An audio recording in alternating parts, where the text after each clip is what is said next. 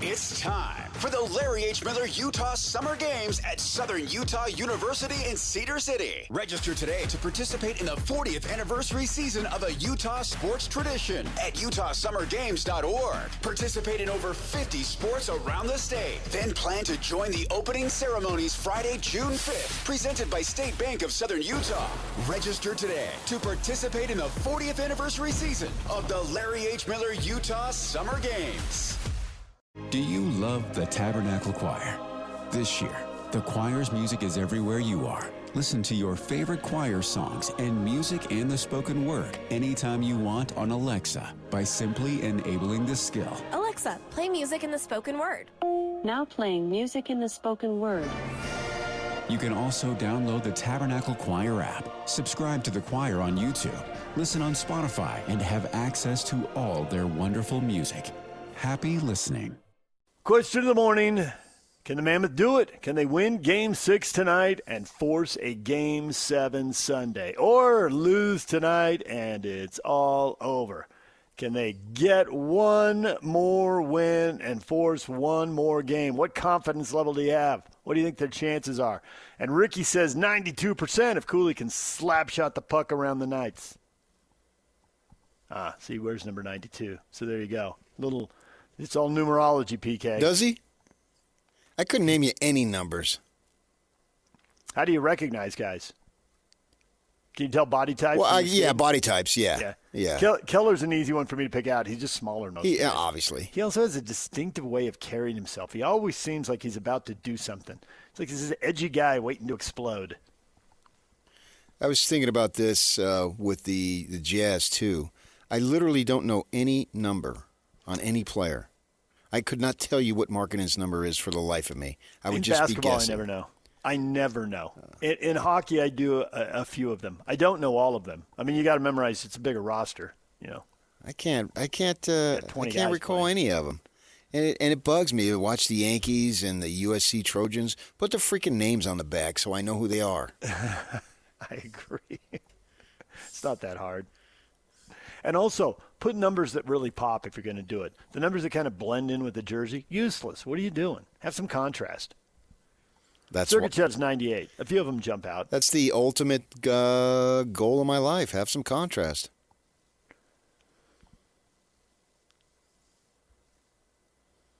Caleb. Caleb's been scarred by close games. What is Caleb's level of confidence tonight? He says, 2-goal lead in the third, 90% chance. A 1-goal lead, 0% chance. I agree with him. So many third-period leads, Caleb just doesn't believe. That's what I'm saying. One, that's nothing. That's what I was saying yesterday. They never have a 2-goal lead with like 2 minutes to go. Except for Game 3. You're right. The other ones have all been close. I mean, and 3 times bad things have happened. And then that's what I'm saying. I think Vegas, even the other night, they pull the goalkeeper, but the guys on the ice just seem like 1-goal lead or 1-goal deficit is nothing. Yeah. It's amazing how they keep doing it. I would like to see, obviously, the Mammoth have a 2-goal lead, and the time is dwindling away, so it becomes almost, if not literally, impossible because there's not enough time left. Right. But we haven't gotten those situations in those games that they've lost, and it's hair pulling for the Mammoth fans. I understand this completely because you cannot have any level of comfort. Yep. Game 2 was the only night that they got the lead. They scored with like 6 minutes left, and then they played really good, really smart hockey for those last 6 minutes. Vejmelka did make, I think, a big save down the stretch in that one. But largely they played it pretty well, and they got out of there. That was 6 good minutes. But the rest of the time, watching them with the lead is, hair-raising.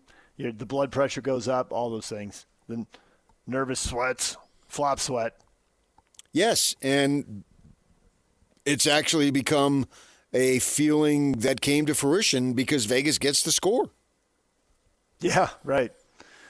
Jesse, they blew their chance the last 2 games. Now they can start renovations again. Jesse's over it. He doesn't think it's happening. He's giving up hope. Throwing in the towel. Well, we're not talking about the series. We're talking about tonight. Yep.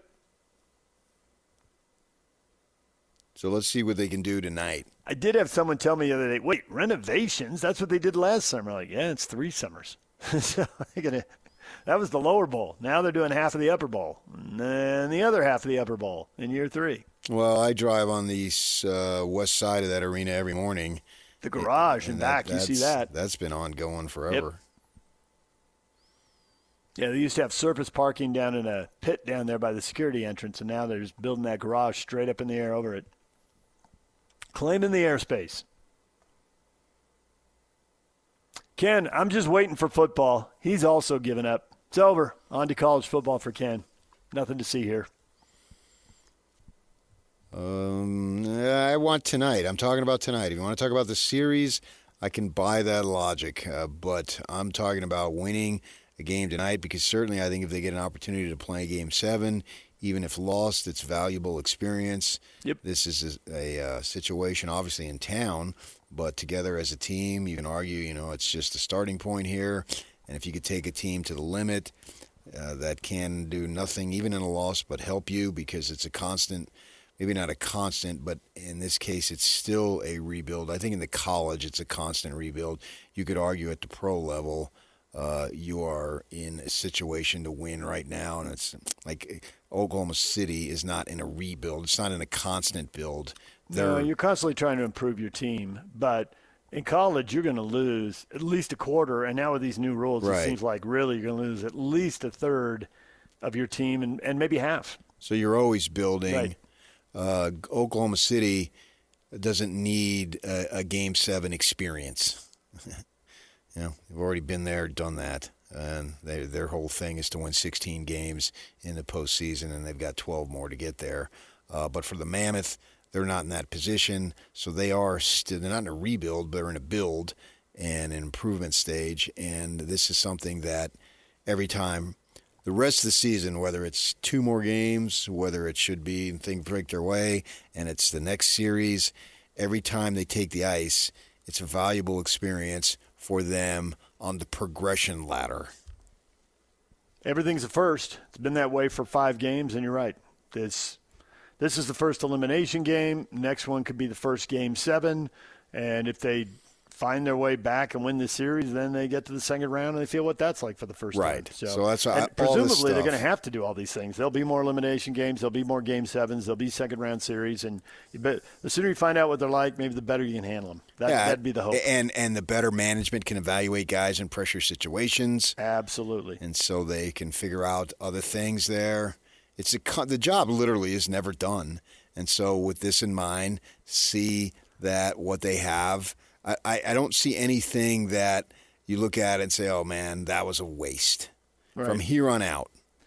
Yeah, and the thing about the job is never done, it would be easy to say, well, it's done when you pick up that trophy and the confetti's raining down. And we can ask Pablo about it because he told us once a long time ago that when they won the championship when he was playing in Colorado, he said it was cool and it was awesome. He said, and then about a week after, it is like the text stopped coming, the phone calls stopped, everyone goes on with life. You're like, well, I better go out and start running. I better get on the bike, and here we go again. So even when you win it, it's a slight pause while you celebrate. But from a guy who got to do it, it was a week. If the world were like a Sleep Number mattress, everything would adapt for your comfort. Because as your life changes and your body changes, Sleep Number mattresses adapt and shift to give you personalized comfort night after night.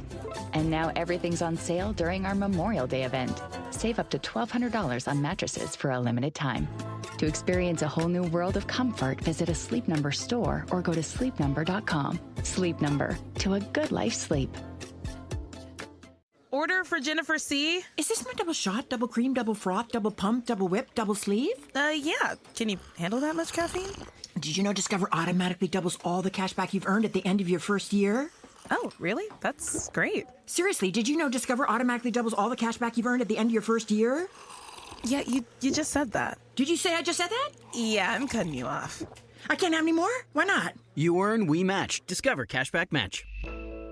See terms at discover.com/creditcard. Hi, this is Alex Kantrowitz. I'm the host of Big Technology Podcast, a longtime reporter and an on-air contributor to CNBC. And if you're like me, you're trying to figure out how artificial intelligence is changing the business world and our lives. So each week on Big Technology, I bring on key actors from companies building AI tech and outsiders trying to influence it, asking where this is all going. They come from places like NVIDIA, Microsoft, Amazon, and plenty more. So if you want to be smart with your wallet, your career choices, in meetings with your colleagues, and at dinner parties, listen to Big Technology Podcast wherever you get your podcasts. Right, but I do think back to work. Then you need to celebrate wildly in those situations. Yes. Don't shortchange the celebration because of the fact that there's a next one. The only time there's not a next one is when you're done. Whether you as a player retire, whether you as an executive retire, I understand that, but you must take the opportunity, if it comes your way, to celebrate and enjoy whatever it is that you just accomplished. And if it's winning a title, that's the ultimate in whatever sport you're after. And so you should celebrate that in context. That's something that I think sometimes gets lost. Jerry West talked about that and the constant torture. And you got to be able to enjoy it, or it becomes something that is almost to the level of a torture, at least mentally. So enjoy. And if Vegas wins tonight, I think they should celebrate. Yep. There's various forms of celebration along the way. I mean, baseball catches a lot of grief. They clinched the wild card, and they put the tarps on the locker rooms and the goggles, and they start spraying champagne. Wait a second. You won 84 games. You're in a locker. You only got the wild card. But why not? Why not celebrate it? Build some team chemistry and some camaraderie and all that type of stuff because you've checked off a goal. And yeah, so I mean, I guess to the point maybe for the Dodgers, if they were to get the wild card this year, if the Padres got the division and the Dodgers got the wild card, I'm not sure I would celebrate wildly if I'm the Dodgers. I understand that. Two-time defending World Series champs. Yeah. We got the wild card, baby. Right. Yeah. Unless it was like you needed that game and it was game 161 or something. Yeah. We don't see that happening. But if it were that, I've got no problem with the celebrations. Absolutely. Enjoy it, man. Various confidence levels here. There are some people really confident. I mean, the nature of these close games, you could argue neither team's back down from a challenge. Neither team's back down from a deficit. Both teams have bounced back after losing games. So in this whole coin flip type scenario, why wouldn't it be the Mammoth who win tonight? And I think that's what Matt's lining up on that point. He says odds of winning 99.9999999. Looks like about 8 nines out there. No. And Brandon is 110% confident. Can't be. You want to go Sam, 80%? There's no such thing as 110%. That's true. There isn't. They do not have a 110% chance to win the game. 100% is it. Byron Scott used to say that all the time. Everything else is an expression. You got to give 110%. I wanted to take him off the side and say, Byron, you can't do that. You can have your investments grow or what have you, but you can't give 110%. He'd always say that, got to give 110%. No. He wouldn't do that. You can't do that. Give the max. That's 100. I don't believe they have a 99, whatever extended nines you want to go for as far as that percentage. This series has been unpredictable in its predictableness. Or predictability. The series was tied 1-1. The series was tied 2-2. The last game was tied 1-1, 2-2, 3-3, 4-4. Seems like they're pretty even. Yeah, and then the games, down 3-0, I thought they were left for dead. Yep. I thought it was over. I thought they were going to pound them. I thought it was over. Vegas, all right, you asserted yourself. No. Even in that was a game, they lost that game, right? They did. That was game 4. That was an incredible comeback that presents a foundation upon which can be built.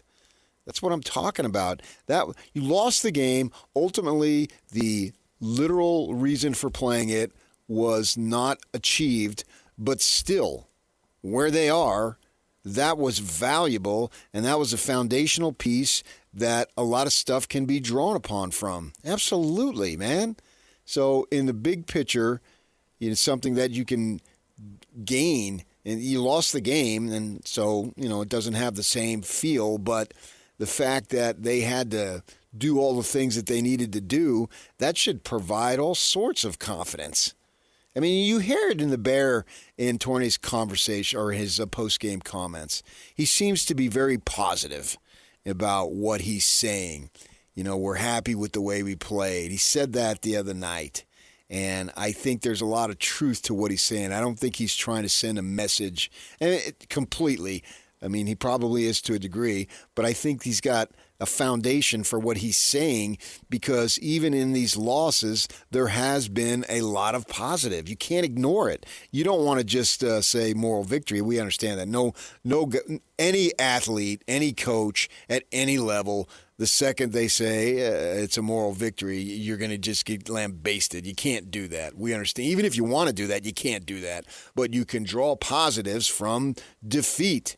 Absolutely you can. And especially this team, you're playing your guys, and they showed a lot of toughness mentally and physically to be able to come back from a 3-0 deficit. That says not only that, but take the lead. And then Vegas does what it does. That's why I think Vegas believes in itself collectively a little bit more than the Mammoth do right now, which is, I think, is going to be the difference. Mentally, I can see why you say that. Physically, their ability to score when they have the extra skater, whether it's in the penalty, power play, penalty kill situation, or whether it's been at the end of the games, pulling the goaltender, that's the difference. All these one-goal games, when Utah pulls their goalie, they give up the empty netter in game 1. But when Vegas pulls their guy in desperation in the last 2 minutes of game 5, they get the goal they need to go to overtime. And we've already covered the power play. Utah's at 7%, and that's not, 1 for 14 isn't good enough. And they got to do better. So it's really small margins. But to your point, confidence, the experience confidence line we heard so much about through 5 games, it looks like it's playing out. Yeah. All right, DJ and PK. We'll leave that right there for now. We got much more hockey coming up later this morning. Cole Bagley is going to join us. Later in the show, we'll talk about Game 6 with him and all the little things that could change everything at 9:30. David Locke is coming up at 8:30. And, man, we're not even to the draft. We're not even to the draft lottery. And, PK, we're already hearing about the next draft and another Cougar at the top of that. Stay tuned for that. DJ and PK, it's 97.5, the KSL Sports Zone. Hey there, it's Wayfair here, where delivery and setup are as easy as a few taps on your phone. You're relaxing in an old hammock, scrolling Wayfair's app, when you spot it, a brand new patio set. Next thing you know, Wayfair delivers it right to your patio and sets it up. Oh, you need a new grill too? All right, Wayfair's got you covered. With Wayfair's Room of Choice delivery and fast expert setup on qualifying orders, life gets a little easier. Visit wayfair.com or the Wayfair app. Wayfair, every style, every home. This year, experience the NHL playoffs your way. Want to watch a single? Do or die Game 7, a full week of heavy-hitting back-and-forth series. Then check out Sling's 1, 3, and 7-day passes. Watch the Chase for the Cup on ESPN and TNT, starting as low as $4.99. No long-term contracts or overpaying. Just live hockey at home or when you want it. Sling lets you do that. Visit sling.com to learn more.